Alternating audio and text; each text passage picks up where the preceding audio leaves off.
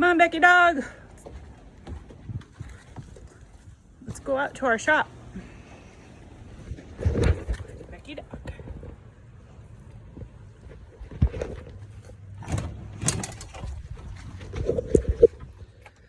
This is our shop.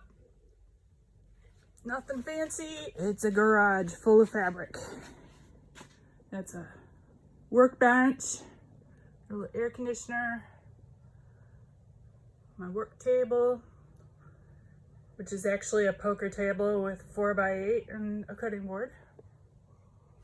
I used to run poker games years ago. That's all my patterns. That's the garage door. That's my sewing machines. It's all junk all over the floor. We just sweep it up. That's it. Got skylights. So I got some nice natural light in here. And nothing fancy. So after COVID, I guess during COVID when people were making masks, everybody they knew, friends, family, anybody that had fabric, gave people stacks of fabric in case they wanted to make masks. It was just a way to get rid of stuff for these people, I guess. Anyhow, after COVID, I don't want to say went away, but was discovered as not that big of a deal. In my opinion, I'm not a doctor, but gave me the opportunity to acquire a whole bunch of fabric. So I have stacks and stacks of fabric that I've not even gone through. So every day I just take one piece, I tear it into length of fabric strips, approximately 11 inches. I just, whatever the width of the fabric is, I just divide it by 4. And I've got corrugated plastic, which is basically just political signs, which is another story. And I just make little mini rolls by doing the 11-inch sections. You can easily cut them into 10-inch squares, 5-inch squares, 2.5-inch strips. You can use them for borders, for quilts.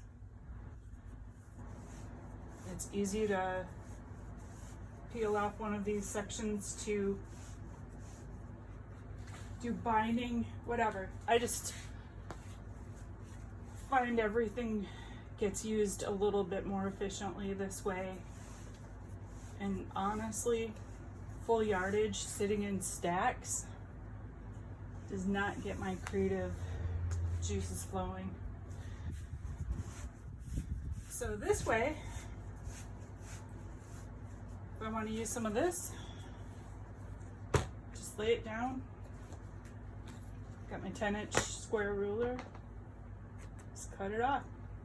There you go. Easy. So here's another one of my sources of fabric. I love to upcycle or repurpose stuff. Check this roll out. You know what this is? It's all sheets.